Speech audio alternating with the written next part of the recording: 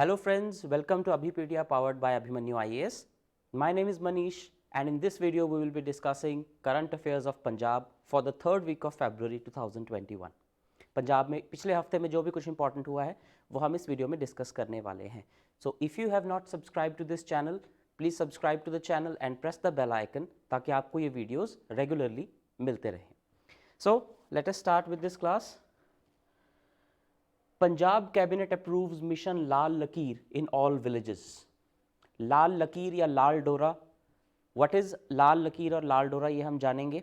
और पंजाब कैबिनेट यानी कि Punjab state council of ministers की जो एक बॉडी होती है पंजाब कैबिनेट, जिसमें चीफ मिनिस्टर और कुछ इंपॉर्टेंट स्टेट के मिनिस्टर्स जो हैं वो आ जाते हैं, उन्होंने ये स्कीम अप्रूव की है मिशन लाल डोरा. सो सबसे पहले देखते हैं कि लाल डोरा या लाल लकीर होती क्या है. लाल लकीर is a land that is a part of the village habitation. Village आबादी का हिस्सा होती है जिसमें लोग रहते हैं. Use for non agriculture purposes only. उस ज़मीन को लाल लकीर कहा जाता है जहाँ पर विलेज हैबिटेशन होती है और जिसे नॉन एग्रीकल्चर पर्पज़ के लिए ही यूज़ किया जा सकता है. तो अब तक उसमें दिक्कत ये थी कि अभी तक जो उसमें जिन लोगों की प्रॉपर्टीज़ थी वो उसे मोनेटाइज नहीं कर सकते थे, वो उसको बेच नहीं सकते थे, उसको ट्रांसफ़र नहीं कर सकते थे. लेकिन मिशन लाल लकीर के बाद it will facilitate the villagers to monetize their property rights. वो उसे मोनेटाइज कर पाएंगे and will avail the benefits provided by government departments, institutions and banks in all villages across the state. तो ये सारी ज़मीन के जो राइट्स हैं वो उन्हीं विलेजर्स को अब दे दिए जाएंगे. No record of rights is available. अभी तक इनके जो राइट्स हैं उनका रिकॉर्ड कोई अवेलेबल नहीं है लाल लकीर के अंदर जो आते हैं, इसलिए वो अभी मोनेटाइज भी नहीं किए जा सकते. उस लाल लकीर के अंदर जिन भी गांव वालों की ज़मीन आती है वो अभी तक मोनेटाइज नहीं की जा सकती क्योंकि उनका कोई रिकॉर्ड नहीं है. लेकिन अब उनको मोनेटाइज किया जा सकेगा. तो इसके लिए एक स्कीम चलाई थी गवर्नमेंट ने. दैट स्कीम वॉज नेम्ड स्वामित्व. गवर्नमेंट ऑफ इंडिया की स्कीम है ये, सेंट्रल गवर्नमेंट की स्कीम है. इसका मतलब है survey of villages and mapping with improvise technology in village areas scheme. इसका मतलब ये है कि विलेजेस के जो एरियाज हैं उनको प्रॉपरली सैटेलाइट के थ्रू सर्वे किया जाएगा, उनकी मैपिंग की जाएगी और उनकी प्रॉपर डिमार्केशन की जाएगी कि कहाँ कहाँ पर क्या क्या आता है. तो डिजिटल वे में पूरे के पूरे विलेज की मैपिंग की जाएगी. अब ये जब मैपिंग की जाएगी तो उसमें जो लाल लकीर वाले एरियाज़ हैं उनमें जो जो लोग रहते हैं उनको वहाँ के राइट्स दे दिए जाएंगे ताकि वो उन्हें मोनेटाइज कर सकें, उनके बेस पे लोन्स ले सकें, उनको ट्रांसफ़र कर सकें. All these rights will be available. So this will enable mapping of the land, households, habitation and all other areas falling within the लाल लकीर. तो ये काफ़ी बड़ा स्टेप है गवर्नमेंट ऑफ पंजाब का, जिससे कि बहुत सारे लाखों लोग जो हैं they will get the rights to the land on which they are living, Lal Lakir वाले लैंड को. Issues arising out of rights relating to these properties would be dealt with through a litigation drafted specially for these लाल लकीर properties. अब इससे बहुत सारी issues arise होंगे. कई लोगों के डिस्प्यूट आ जाएंगे. कई लोग जो हैं जिनके पास लाल लकीर वाला लैंड नहीं भी है वो भी उसे क्लेम करेंगे. तो इन सब चीज़ों से डील करने के लिए एक अलग से कानून, एक अलग से लॉ स्टेट गवर्नमेंट लेके आएगी ताकि लाल लकीर वाली प्रॉपर्टीज़ को प्रोटेक्ट किया जा सके. The common land within Lal Lakir, such as ponds, common gathering areas and even passages and streets which were facing encroachments will now be protected under the mission. तो इसका पर्पस सिर्फ यही नहीं है कि उसमें रह रहे लोगों को राइट्स देने हैं. कुछ लोग ऐसे हैं जो एनक्रोचमेंट्स या फिर अवैध कब्जा करके उसमें बैठे हैं, उनको भी वहाँ से हटाना इसका पर्पस है. तो बेसिकली लाल लकीर वाली सारी ज़मीन जो है वो रैशनलाइज कर दी जाएगी. जितने भी गाँव में लाल लकीर के अंदर वाली ज़मीन है जो कि नॉन एग्रीकल्चर पर्पज़ के लिए यूज़ होती है, उस पर जो इंक्रोचमेंट्स हैं वो हटा दिए जाएंगे और जो लोग रह रहे हैं उनको उसके राइट्स दे दिए जाएंगे. सो दैट इज़ मिशन लाल लकीर और ये काफ़ी अच्छा एक रिफॉर्म है. इसको पॉवर्टी एलिविएशन के लिए भी एक रिफॉर्म माना जा सकता है. इसको एक राइट्स बेस्ड लेजिस्लेशन भी कहा जा सकता है. Rights based it is actually कि आप लोगों को एसेट क्रिएट करके दे रहे हो. So that is a very well established principle of removal of poverty and inequality. तो एक अच्छा मिशन पंजाब गवर्नमेंट का. Next, centre tells Punjab and Haryana to ensure online payment to farmers. जो पंजाब और हरियाणा है, ये दो ऐसी स्टेट्स हैं जो सेंटर की बात ना मान के फार्मर्स को या किसानों को डायरेक्ट बेनिफिट्स ट्रांसफ़र की फैसिलिटी अभी तक नहीं दे रही हैं। तो इन दोनों स्टेट्स को सेंटर गवर्नमेंट ने ये फाइनली जो है वो कहा है करने के लिए कि अगला जो प्रोक्योरमेंट सीज़न आ रहा है, सो ये रबी फसल का जो अभी सीज़न चल रहा है फ्रॉम नवंबर टिल अप्रैल, तो अप्रैल में जब ये प्रोक्योरमेंट का वक्त आएगा, जब रबी फसल प्रोक्योर की जाएगी, तो उसका जितना भी एमएसपी या जो भी कोई बेनिफिट किसानों को दिया जाता है या किसी को भी दिया जाता है, चाहे वो किसान हैं, चाहे वो आड़तियाज हैं, चाहे वो मिडलमैन हैं, चाहे वो मंडीज़ हैं, इन सबको उसका बेनिफिट डायरेक्टली अकाउंट में दिया जाए, जैसा कि बाकी की स्टेट्स में हो रहा है। लेकिन अभी तक पंजाब और हरियाणा ने इससे एग्जेम्पशन ली हुई है। So now finally the ministry of food and public distribution and consumer affairs, इसने ये कहा है कि अब पंजाब और हरियाणा को भी डायरेक्ट बेनिफिट्स ट्रांसफ़र अप्रूव करना पड़ेगा।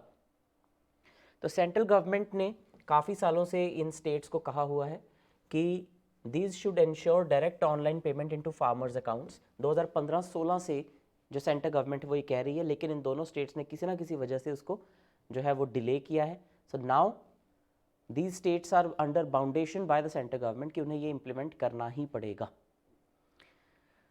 राइट, ई मोड जो है, ये जो डायरेक्ट बेनिफिट्स ट्रांसफ़र का जो तरीका है, ये जो अभी एग्रीकल्चर लॉज के ऊपर प्रोटेस्ट चल रहे हैं, इससे बहुत पहले का है। तो ये इशू 4-5 साल से चल रहा है, तो इसका करंट फार्मर्स एजिटेशन से कोई लेना देना नहीं है, but it will have an impact because when farmers will receive their amounts directly into their accounts, it will boost up their morale, क्योंकि अभी तक बहुत सारे मिडलमैन बीच में आते हैं। इसका मतलब बट ये नहीं है कि ट्रेडिशनल एपीएमसी सिस्टम को ये डिस्ट्रॉय कर देगा या फिर जो आड़तियाज हैं उन्हें टोटली एलिमिनेट कर देगा। आड़तियाज की भी जो भी उनकी कमीशन बनती है, they are registered commission agents, तो जो भी उनकी कमीशन बनती है वो उनके अकाउंट में डायरेक्टली जाएगी। It will ultimately ensure transparency and it will plug the loop holes. जो आड़तियाज हैं they are registered commission agents, लेकिन उसके अलावा और बहुत सारे ऐसे मिडलमैन बीच में आ जाते हैं जिनका कोई रोल नहीं होता, but they just make some money illegally. तो जब डायरेक्ट बेनिफिट्स ट्रांसफर होगा तो वो सारे जो इलीगल मिडलमैन है वो एलिमिनेट हो जाएंगे। So what it will ensure that all value chain participants, चाहे वो फार्मर्स हो, आड़तियाज हो, मंडी हो, they will get their payments directly. इसका ये मतलब है कि डायरेक्टली उनको पेमेंट मिले, सारी की सारी पेमेंट पहले आड़तियाज को करके आड़तियाज के थ्रू फार्मर्स को ना मिले, इसका ये पर्पस है। So digital mode of direct benefits transfer has been found to be highly successful because it brings in transparency। तो इसका ये सारा फायदा जो है वो रहता है। सेंटर ने अभी तक रिकॉर्ड 1,25,000 करोड़ से भी ज़्यादा की जो डायरेक्ट बेनिफिट्स ट्रांसफर है इस साल वो कर दिया है, और 2,97,00,000 crore 2,97,000 crore I am sorry 2,97,000 crore more will be released during this financial year towards food subsidy, of which 1,16,000 crore rupees has been reflected in the PFMS towards Punjab। क्योंकि पंजाब और हरियाणा दो ऐसी स्टेट्स हैं जहां से सबसे ज़्यादा वीट की प्रोक्योरमेंट होती है। वीट जो है रबी सीजन में अभी बोई गई है, तो जब इसकी प्रोक्योरमेंट होगी, all the money the centre government wants to transfer directly into the farmers accounts. तो इसलिए ये जो है कहा जा रहा है कि ऐसा किया जाए। Right,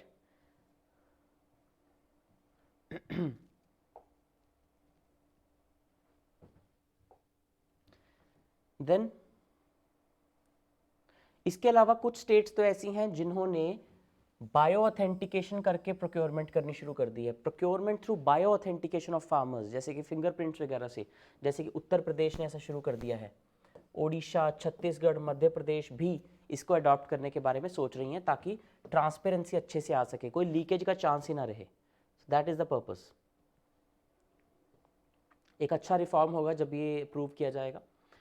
next, government plans 50% quota for women as civic body chiefs. यहां पर जो की वर्ड है आपका दैट इज चीफ, क्योंकि 50% कोटा जो विमेन के लिए इंट्रोड्यूस किया गया था अर्बन लोकल बॉडी इलेक्शंस में और पंचायती राज इंस्टीट्यूशंस में, वो सिर्फ मेंबर्स के लिए था, चीफ्स के लिए नहीं था। मेंबर्स और चीफ में फ़र्क होता है। जैसे कि मेंबर्स जो होते हैं वो होते हैं म्यूनिसिपल काउंसिलर्स या एमसीज, जो चीफ्स होते हैं दे आर मेयर्स और चेयरपर्सन्स ऑफ म्यूनिसिपल काउंसिल्स। तो उनमें भी 50% कोटा अब इंट्रोड्यूस करने की गवर्नमेंट जो है वो प्रपोजल लेके आ रही है। ऑलरेडी अभी पिछले ही हफ्ते पंजाब के अर्बन लोकल बॉडी इलेक्शंस होके चुके हैं। In a lot of municipal corporations, municipal councils and nagar panchayat, बहुत सारे जो इलेक्शंस हैं वो कंडक्ट हुए, लेकिन उसमें जो 50% रिजर्वेशन थी विमेन के लिए, वो सिर्फ विमेन मेंबर्स के लिए थी, विमेन चेयरपर्सन्स के लिए नहीं थी। तो ये एक डिफरेंस है। तो अब गवर्नमेंट चेयरपर्सन्स के लिए भी लाने के बारे में उसको सोच रही है। 50% posts of mayor in municipal corporations and president in other civic bodies should be reserved for women also। और इसके लिए गवर्नमेंट जो है वो अमेंडमेंट्स लेके आएगी लॉज में आने वाले बजट सेशन में। बजट सेशन आने वाला है मार्च में पंजाब का, तो उसमें जो है गवर्नमेंट विल ब्रिंग अमेंडमेंट्स। कौन कौन से लॉज में अमेंडमेंट्स लेके आएगी ये इंपॉर्टेंट है। Punjab municipal act of 1911, second Punjab municipal corporation act of 1976। इन दोनों लॉज में अमेंडमेंट की जाएगी, ये इंपॉर्टेंट हो जाते हैं दोनों laws, municipal act of 1911 and municipal corporation act of 1976, जिसे 50% रिजर्वेशन वुमेन को दी जाएगी चेयरपर्सन की पोस्ट पर भी, चेयरपर्सन और जो है योर मेयर की पोस्ट के लिए भी। तो अभी जो सिविक बॉडी इलेक्शंस हुए हैं या अर्बन लोकल बॉडी के इलेक्शंस हुए हैं 14 फरवरी को, इसमें विमेन कैंडिडेट्स करीब 1100 वार्ड से इलेक्ट हुई हैं। So this is a important observation.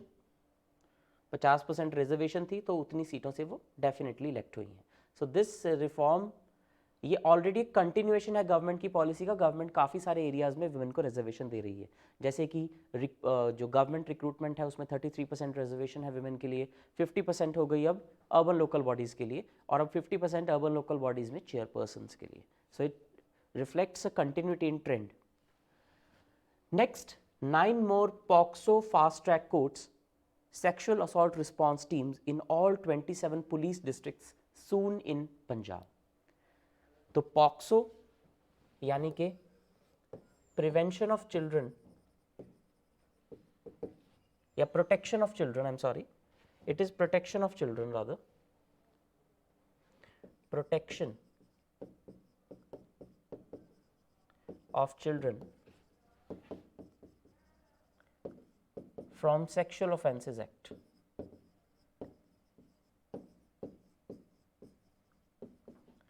POCSO, protection of children from sexual offences act.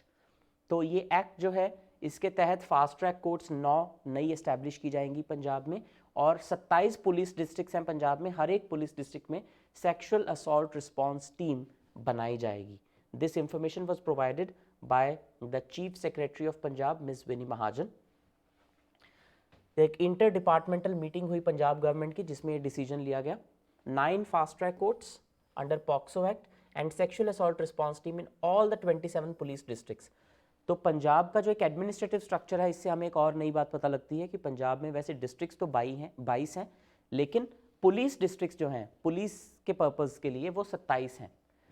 To deal with cases of sexual assaults on women, ये एक नया इंफ्रास्ट्रक्चर जो है वो पुलिसिंग के लिए क्रिएट किया जा रहा है। इससे टाइम बाउंड इन्वेस्टिगेशन करने में हेल्प मिलेगी, क्योंकि जब डेडिकेटेड टीम्स, डेडिकेटेड कोर्ट्स इसके लिए होंगी तो जो स्पीड है वो फास्ट ट्रैक हो जाएगी। And it will also improve the prosecution rate. अभी तक प्रोसिक्यूशन रेट जो है वो थोड़ा सा कम चल रहा है, काफ़ी सारे जो ऑफेंडर्स हैं वो छूट जाते हैं क्योंकि बैकलॉग भी बहुत ज़्यादा है। तो जब तक फास्ट ट्रैक कोर्ट्स नहीं होंगी तब तक ये बैकलॉग क्लियर नहीं होगा। So to clear the backlog of cases also this is being done, and a new standard operating procedure is also to be made out। एक स्टैंडर्ड ऑपरेटिंग प्रोसीजर बनाया जाएगा कि इस तरह के केसेस में पुलिस किस तरह से एक्ट करेगी, कोर्ट्स को किस तरह से केस जो है वो पेश किया जाएगा। इन्वेस्टिगेशन के लिए एक SOP की जो है वो बनाई जाएगी। इसके अलावा एक स्टेट लेवल कमेटी बनाई गई है ना, दिस इज इंपॉर्टेंट। एक स्टेट लेवल कमेटी बनाई जाएगी जिसको हेड करेंगे additional chief secretary home, ACS home, who is a senior IAS officer. ये इस कमेटी को हेड करेंगे ताकि वो monthly progress of pending cases को ट्रैक कर सके। एक महीने में जितने भी पेंडिंग केसेस हैं, चाहे वो prevention of children from sexual offence act के अंडर हो, चाहे वो विमेन के अगेंस्ट जो सेक्सुअल ऑफेंसेस हैं वो हों, तो जितने भी वो पेंडिंग केसेस हैं हर महीने उसको ट्रैक किया जाएगा और उसको कैसे जल्दी से जल्दी निपटाया जाए उसके लिए ये कमेटी जो है उसको मॉनिटर करेगी। State level committee headed by additional chief secretary home. Important हो जाता है ये। अब इसमें कई बार इंटर डिपार्टमेंटल कोऑर्डिनेशन की कमी होती है, तो इसलिए इंटर डिपार्टमेंटल साइनर्जी को बढ़ाने के ऊपर जोर दिया जाएगा। फॉर एग्जाम्पल, अगर इन्वेस्टिगेशन टाइम पर नहीं हुई है तो प्रोसिक्यूशन भी अपना काम जल्दी नहीं कर सकती है।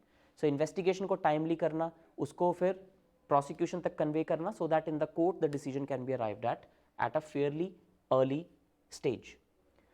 एडिशनल साइंटिफिक ऑफिसर और फॉरेंसिक एक्सपर्ट्स भी इसके लिए रिक्रूट किए जाएंगे। The government will recruit them, ताकि ज़्यादा से ज़्यादा एविडेंस कलेक्ट किया जा सके, इजीली कलेक्ट किया जा सके, ताकि जो केसेस हैं वो ज़्यादा सॉलिड बन सकें and the prosecution rate can go up.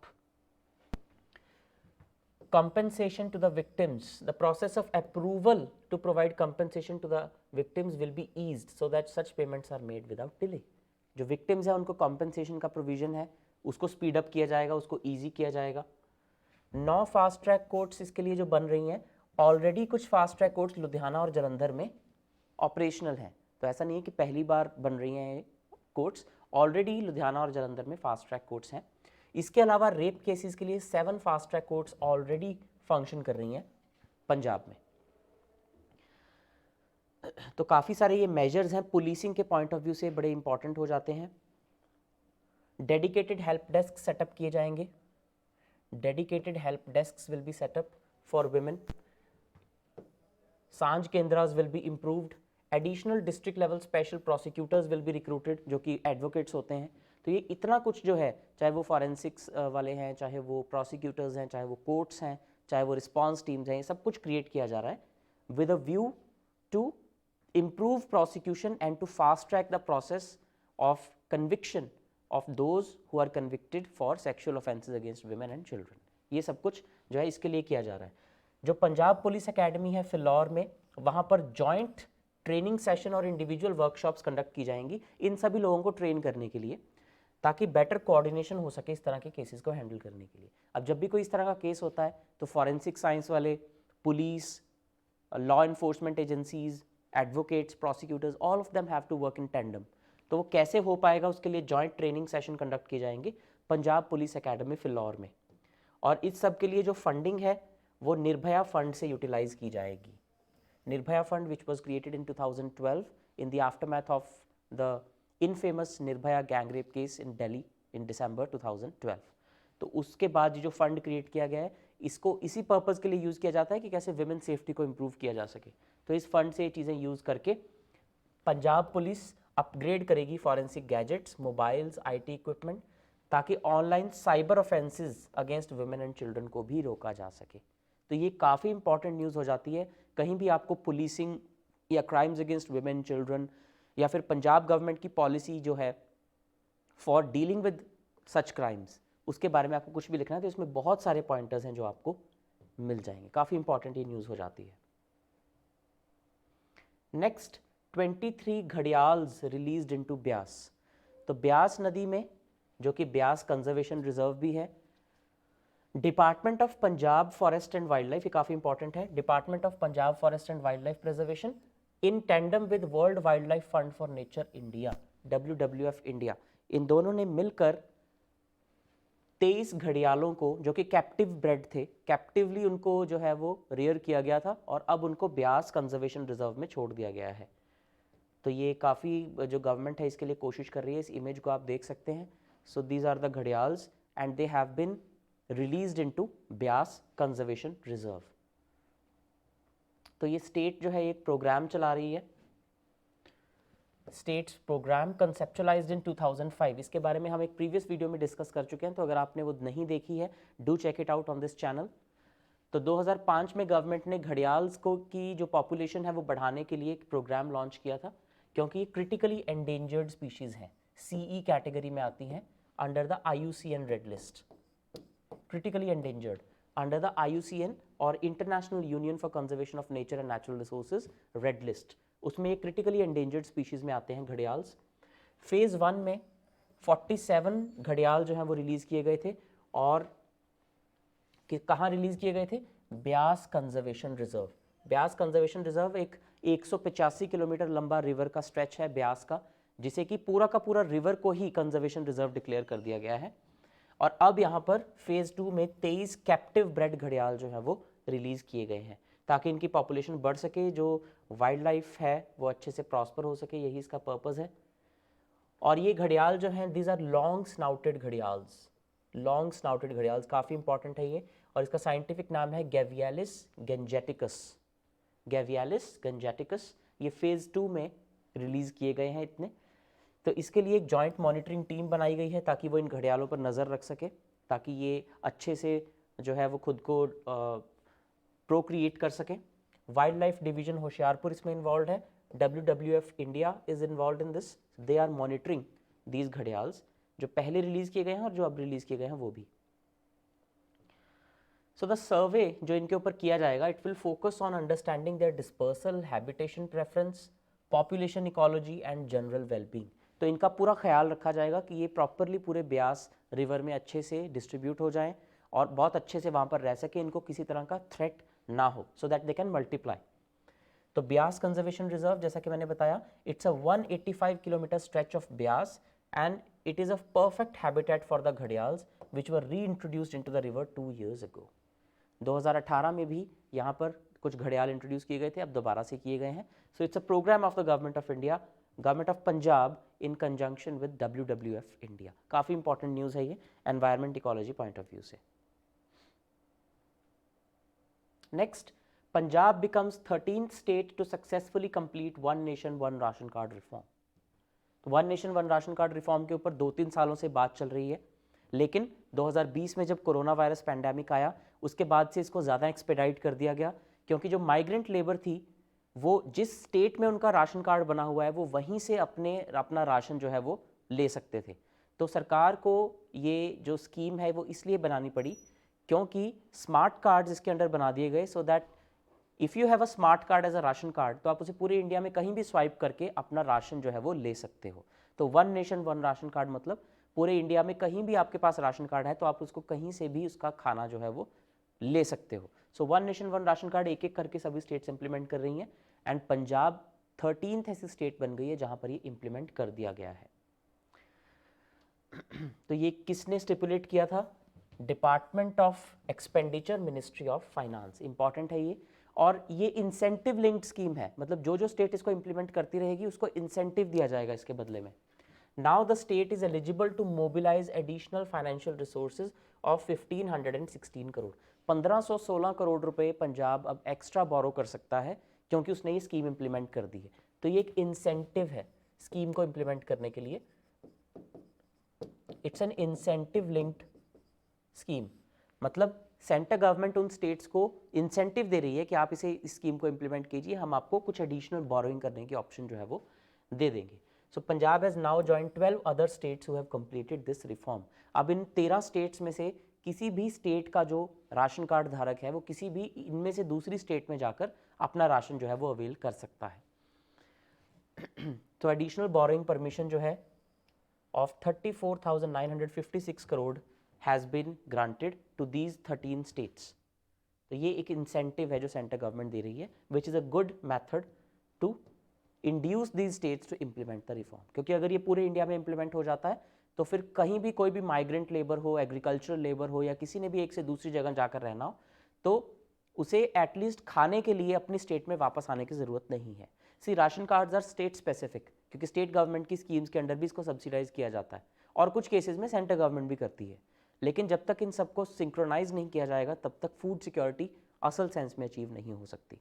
And during coronavirus pandemic, we saw migrant crisis, crores of lakhs of migrants walking back to their states, क्योंकि उन्हें खाना ही नहीं मिल रहा था। तो ऐसे में अगर one nation one ration card scheme implemented होती ऑलरेडी तो उन्हें एटलीस्ट खाने के लिए अपनी स्टेट में वापस ना जाना पड़ता। तो अब उसे किया गया है ताकि फ्यूचर में ऐसा कुछ होने से रोका जा सके। Finally next, Punjab's per capita income falls to ₹1.15 lakh which is lower than national average. किसी वक्त पंजाब की जो पर कैपिटा इनकम है वो काफ़ी ज़्यादा हुआ करती थी, but now it has dropped to a very you can say low level. तो पंजाब की पर कैपिटा इनकम है 1,15,882 रुपये। थोड़ी सी एक फिगर है जो आपको याद कर लेनी चाहिए। तो नेशनल एवरेज से कम है। और अगर हम पर कैपिटा कैपिटल एक्सपेंडिचर की बात करें तो ये इंडिया में लोएस्ट है। कैपिटल एक्सपेंडिचर यानी कि जो स्टेट गवर्नमेंट पैसा खर्च करती है एसेट्स को क्रिएट करने के लिए, कैपिटल को क्रिएट करने के लिए, कैपिटल एक्सपेंडिचर, वो पर कैपिटा अगर हम काउंट करें तो पंजाब का सबसे कम है पूरे इंडिया में, which means that Punjab's you can say Punjab's economy is not creating any new capital, और if it is creating वो बहुत कम क्रिएट कर रही है, इसका ये मतलब होता है। तो पर कैपिटा कैपिटल एक्सपेंडिचर जो है ये ग्रोथ प्रोसेस को शो करता है, ये लोएस्ट है इंडिया में, it is lowest in the country, it is spending just ₹869 per person as against the national average of 3500 rupees. Punjab सरकार सिर्फ 869 रुपये पर पर्सन खर्च कर रही है कैपिटल क्रिएशन के लिए, जबकि पूरे देश की एवरेज है 3509 रुपये। So we are huge deficit as far as capital creation is concern. Goa जो है वो हाईएस्ट स्पेंड कर रहा है 14,804 रुपये, तो मतलब पंजाब में कैपिटल एक्सपेंडिचर बहुत ही ज़्यादा कम हो रहा है। इकोनॉमिक और सोशल इंडिकेटर्स को भी ये जो डेटा है ये शेयर किया है नीति आयोग ने, and NITI Aayog is national institution for transforming India, national institution for transforming India. तो पंजाब के लिए ये दोनों ही जो खबरें हैं this show the dismal state of economy of Punjab, कि ना तो पर कैपिटा इनकम अच्छी है और ना ही पर कैपिटा कैपिटल एक्सपेंडिचर।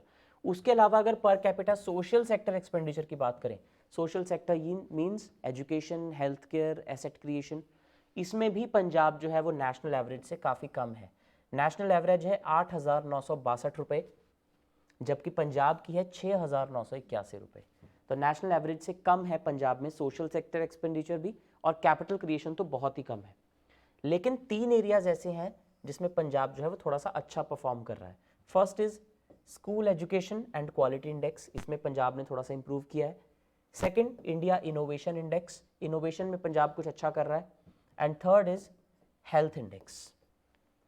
इन तीनों में थोड़ी थोड़ी इंप्रूवमेंट दिखाई है पंजाब में, but overall per capita income, per capita capital expenditure and per capita social sector expenditure, इन तीनों में पंजाब की परफॉर्मेंस काफ़ी ज़्यादा ख़राब दर्ज की गई है। Alright, so these were the news that I had to discuss today. अगर आपको वीडियो अच्छी लगी हो, please like, subscribe and share it with your friends. Thank you and have a nice day.